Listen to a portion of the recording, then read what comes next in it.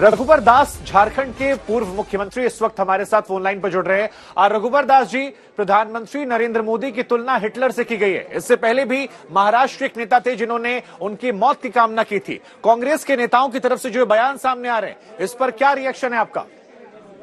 नहीं, देखिए, मैं तो सर्वप्रथम इस बयान की निंदा करता हूं। और आज हमारे प्रधानमंत्री मोदी जी के बढ़ते कद से ये लोग ईर्ष्याग्रस्त होकर असंसदीय शब्द का प्रयोग कर रहा, जिससे सिर्फ मैं नहीं, सारा देश की जनता आज निंदा कर रही है। और ये कांग्रेस का डीएनए में है।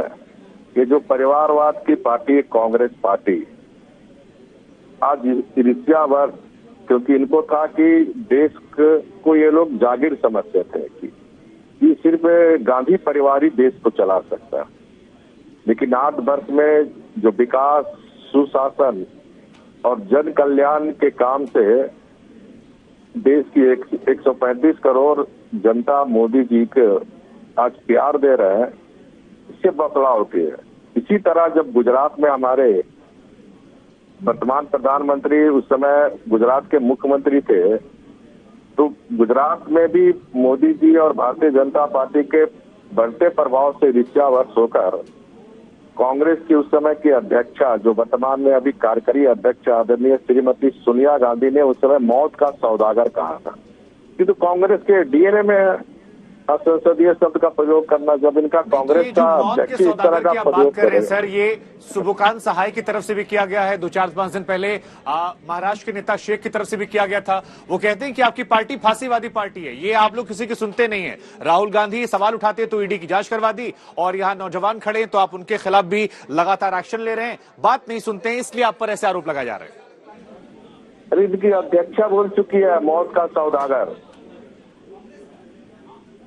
श्रीमती सोनिया गांधी जी मोदी जी को मौत का सौदागर बोल चुकी है जी। तो इस आरोप के बाद क्या जहां तक ईडी की बात है, तो ये लोग जेल बेल वाला नेता है कि नहीं? श्रीमती सोनिया गांधी और राहुल गांधी बेल से छूटे हुए हैं कि नहीं लोग? और कांग्रेस पार्टी संवैधानिक संस्था, जब सत्ता में, तो संवैधानिक संस्था को किस प्रकार ये लोग नष्ट करने का काम किया। ये संवैधानिक संस्था एक परिवार के इशारे पर चलेगा, एक कानून से चलेगा। परिवार का शासन नहीं है देश में। देश में गरीब का शासन है, कानून का शासन है। और आज सारे कांग्रेसी बौखलाए हुए भ्रष्ट, जो 50 साल से देश को लूटा है, गरीब जनता को लूटा है, एक एक पैसे का हिसाब किताब मोदी जी की सरकार में होगा। नौटंकी कांग्रेसी छोड़ दे।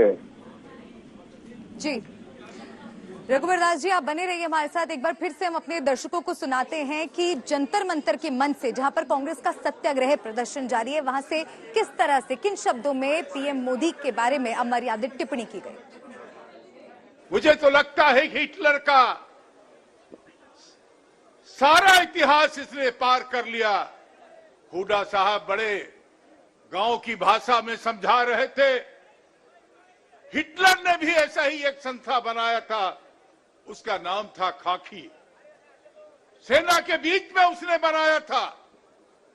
मोदी हिटलर की राह चलेगा तो हिटलर की मौत याद रख लो मोदी। तो रघुवर दास जी हमारे साथ जुड़े थे, बहुत बहुत शुक्रिया आपका अपनी बात आज तक पर रखने के लिए। राजीव, और हमारे साथ बातचीत करने के लिए आरपी सिंह भी जुड़ गए हैं, बीजेपी नेता हैं। सर, आपका रिएक्शन प्रधानमंत्री नरेंद्र मोदी को लेकर जो टिप्पणी की गई उस पर? देखिए, राजनीतिक मतभेद हो सकते हैं, परंतु भाषा में हमेशा एक मर्यादा रहनी चाहिए। और ये दर्शाता है कि कांग्रेस की भाषा क्या है और कांग्रेस की सोच क्या है। और ये पहली बार नहीं हो रहा। कांग्रेस के नेता लगातार मोदी जी लेकर अभद्र भाषा इस्तेमाल करते हैं, असंसदीय भाषा इस्तेमाल करते हैं। और मुझे अपेक्षा है कि कांग्रेस के नेता सोनिया गांधी, हालांकि उनसे अपेक्षा कम थी कि उन्होंने भी एक बार इसी प्रकार की भाषा का इस्तेमाल किया था, खून की दलाली जैसे शब्द किए थे इस्तेमाल। परंतु फिर भी अपेक्षा है कि वो अपनी पार्टी में थोड़ी नकेल कसेंगी और चिंता करेंगी।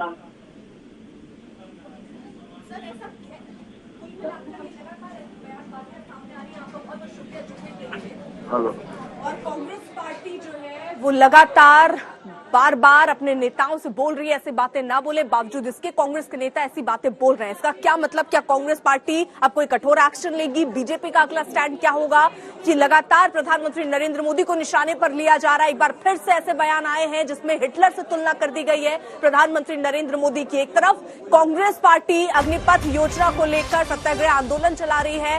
सुबोधकांत सहाय के बयान पर बीजेपी ने पलटवार किया है। सुबोधकांत सहाय वो शख्स, कांग्रेस के नेता जिन्होंने अभद्र भाषा का इस्तेमाल किया था। अभद्र भाषा कांग्रेस के डीएनए में है, ये बात बीजेपी की तरफ से कही गई है। सोनिया, राहुल जेल और बेल वाले नेता हैं। बीजेपी ने ये भी टिप्पणी की, यानी निशाने पर राहुल गांधी और सोनिया गांधी को ली कि उनके नेता अपनी बातों पर लगातार प्रधानमंत्री नरेंद्र मोदी को घेर रहे हैं, अभद्र टिप्पणी कर रहे हैं। आज दरअसल जो टिप्पणी कांग्रेस के नेता की तरफ से की गई वो हिटलर की तुलना, प्रधानमंत्री नरेंद्र मोदी की तुलना हिटलर से कर दी गई है।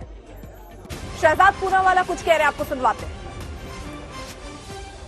आत्मकता के जो नवाब है और झांसों के जनाब है, उनको सेना के अधिकारियों ने जवाब दिया है, पर फिर भी अग्निपथ के नाम पर जिस प्रकार की आग लगाने का और फैलाने का कुत्सित प्रयास किया जा रहा है, इसी सीरियल साजिश में एक और बयान दिया गया है सुबोधकांत सहाय द्वारा, जो कहते हैं कि प्रधानमंत्री हिटलर की मौत मरेगा।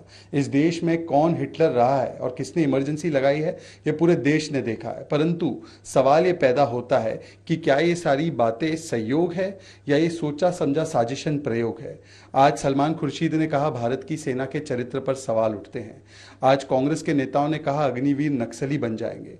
कांग्रेस के एक नेता ने नागपुर में कहा था कि प्रधानमंत्री को भी मारने की कामना करनी चाहिए और आगजनी होनी चाहिए। इसके अलावा इरफान अंसारी ने कहा था, जो विधायक है, कि अग्निपथ लागू होगा तो देश खून से लथपथ होगा।